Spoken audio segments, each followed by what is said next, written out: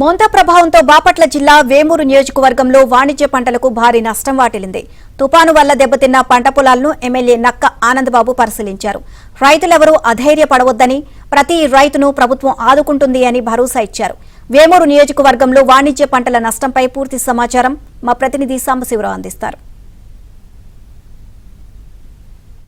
తుఫాను వల్ల దెబ్బతిన్న పంట పొలాలను స్థానిక ఎమ్మెల్యే మాజీ మంత్రి నక్క ఆనందబాబు పరిశీలిస్తున్నారు. రైతుల నుంచి కూడా ఈ పంట నష్టం సంబంధించి కూడా సమాచారం అయితే సేకరిస్తున్నారు. మనతో పాటు నక్క ఆనందబాబు ఉన్నారు. సార్ చెప్పండి, ఈ వేమూరు నియోజకవర్గంలో ప్రధానంగా ఏ పంట నష్టపోయింది తుఫాను వల్ల? ప్రధానంగా లంక గ్రామాల్లో హార్టికల్చర్ ఉద్యానవన పంటలో మొత్తం అరటి పూర్తిగా దెబ్బతినిపోయింది. పసుపు, కంద, తమలపాకు, కూరగాయలు ఇవన్నీ కూడా పూర్తిగా నష్టపోయినటువంటి పరిస్థితులు ఇలా కనపడతా ఉన్నాయి. గత నెలలో సంభవించినటువంటి వరదల్లో సగం దెబ్బతినిపోయాడు రైతు. నెల తిరగకుండానే మళ్ళీ ఈ మోంతా తుఫాన్ దెబ్బకి మిగిలిన సగం కూడా పూర్తిగా మరి దెబ్బతిన్నటువంటి పరిస్థితి. కోలుకోలేని దెబ్బనే చెప్పాలి. ఈ సంవత్సరమే కాదు, గత సంవత్సరం కూడా ఇదే పరిస్థితి. దగ్గర మరి వరదలు ముంచెత్తేసి మొత్తం కూడా ఇదంతా ఈ హార్టికల్చర్ క్రాప్స్ ఏవైతే ఉన్నాయో మొత్తం కూడా ఈ ప్రాంతంలో దెబ్బతినిపోయినటువంటి పరిస్థితి. మాగాండి రైతులు కూడా పోయిన సంవత్సరం అకాల వర్షాలు, అధిక వర్షాలకు దెబ్బతిన్నారు.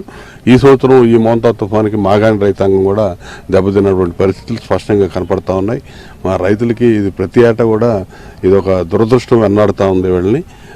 కాకపోతే ఏంటంటే ఇప్పుడు వచ్చినటువంటి తుఫాన్ చంద్రబాబు నాయుడు గారి ముందు చూపు, ముందు జాగ్రత్త ఇవన్నీ కూడా అలర్ట్ చేసిన విధానంతో ఎటువంటి ప్రాణ నష్టం జరగకుండా, ఎటువంటి విపత్కర పరిస్థితులు, ఘోరమైన విపత్తులు జరగకుండా నివారించడానికి కొంత దోహదపడింది.